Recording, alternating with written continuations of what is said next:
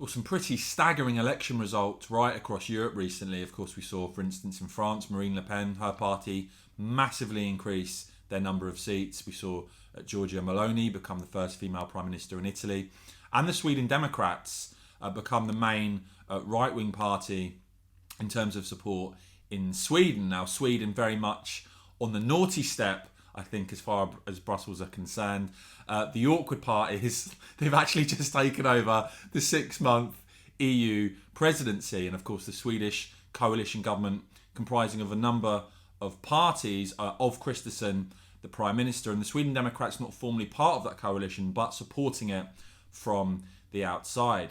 And it's fair to say that the EU establishment are massively rattled. The Sweden Democrats having the lowest score of all political parties on climate and environment issues in an assessment made by the Swedish Society for Nature Conservation. Blimey, the party campaign for cheaper fuel prices for motorists. Fancy that, eh? How extreme. Some in the EU also worried that the Sweden Democrats with softer stance towards Poland and Hungary. And of course, we've seen the Polish government recently speak out, repeatedly butt heads with Brussels after being whacked with some huge EU fines.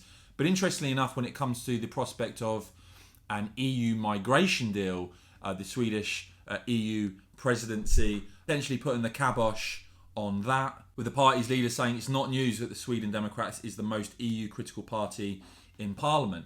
As for what this supposedly, far-right, extremist, dangerous government in Sweden is actually focusing on, well, it's things like building more nuclear power plants, which seems pretty sensible to me, presenting legislation that will enable the construction of new nuclear power plants, changing legislation, build more reactors, getting rid of these current Swedish laws, setting a cap of 10 reactors. Fair to say the EU establishment rattled, I think, by the new Swedish government. Let me know what you make of all of that in the comments below, guys. I will keep bringing you all the very latest, so please do whack this video a quick thumbs up. And of course, as ever, cheers for watching.